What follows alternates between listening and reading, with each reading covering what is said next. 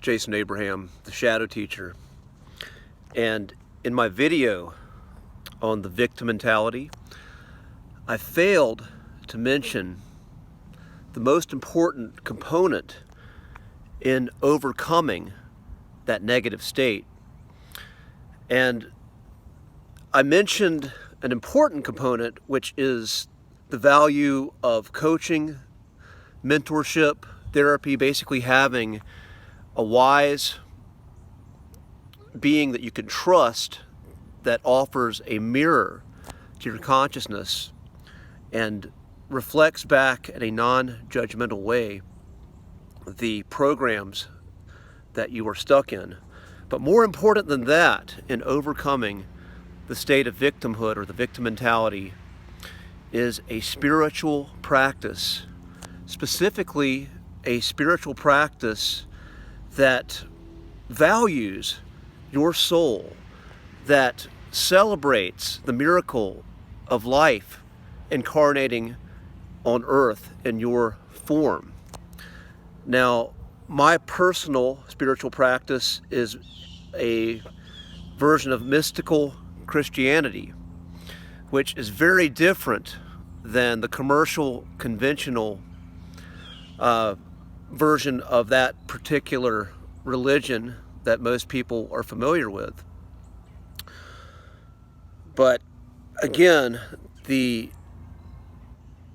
spiritual practice where you have this relationship with something bigger than you, and you feel a sense of love and connection, unconditional love from that higher spirit, feeling that safety that comes with that unconditional love.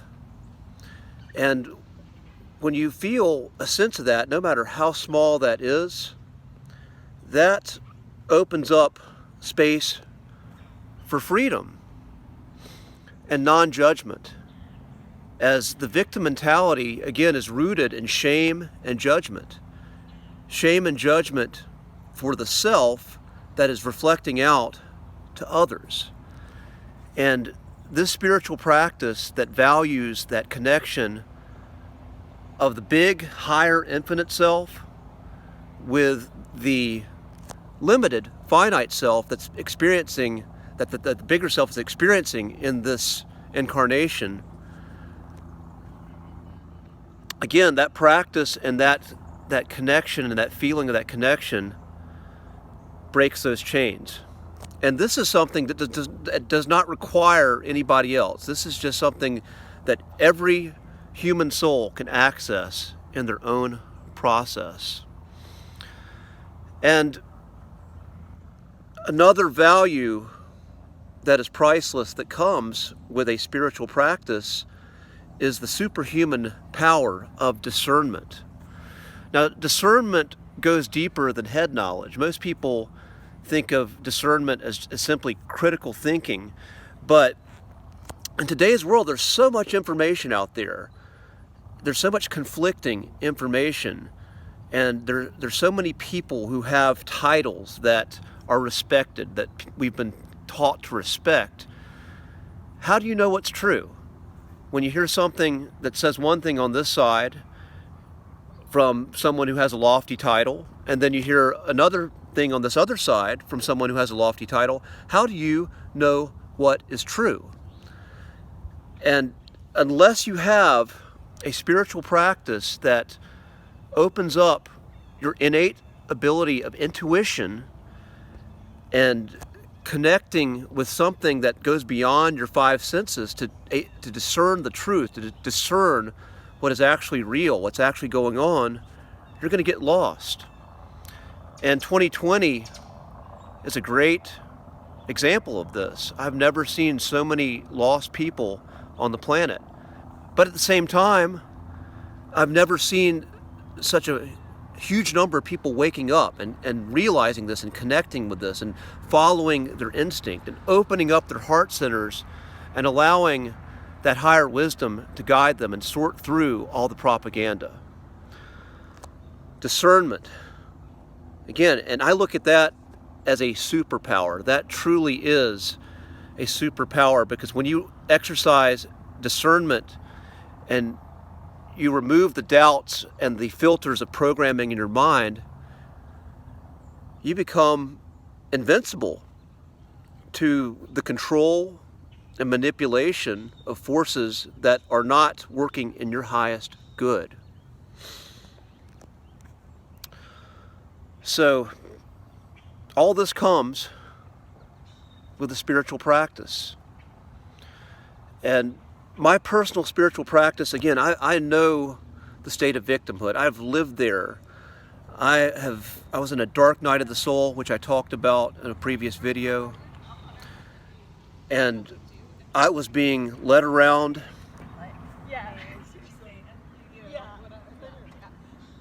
Some little background noise. I'm going to.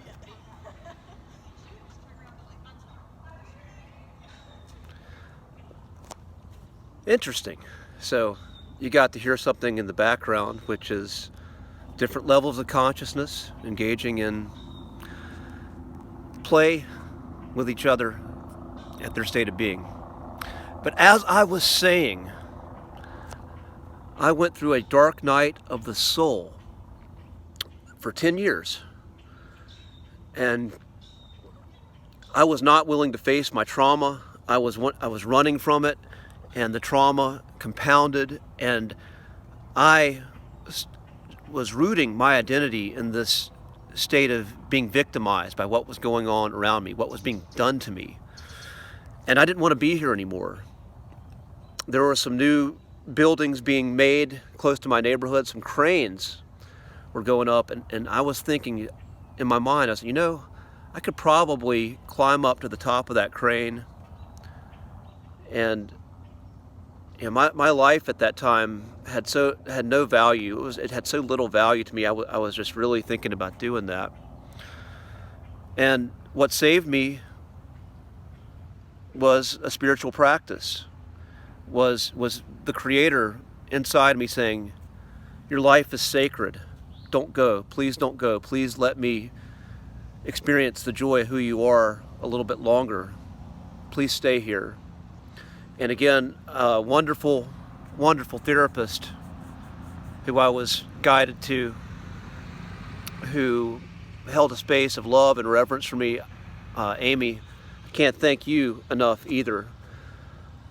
But those two things, just that spiritual practice, the voice of God, the voice of the Creator, it spoke to me, and it led me out of a huge mistake that I was going to make. And it led me to the truth of my being. And I am forever grateful. I can't thank God enough for the blessings that are in my life, the blessings of being content with who I am, where I am, being able to sit with myself. Let me finish off. Now I remember, I tend to ramble sometimes in these videos, but the last point I wanted to make, the ways of the world, the materialistic ways of the world, people are always encouraged to want more, to want to do more, always chasing more experiences, more titles, more social proofing, more. And you always hear stories of celebrities that hit rock bottom, that do take their own lives because they've been given everything. They made all their material dreams in the world come true, and it wasn't enough. The spiritual practice roots you in something that is more than enough.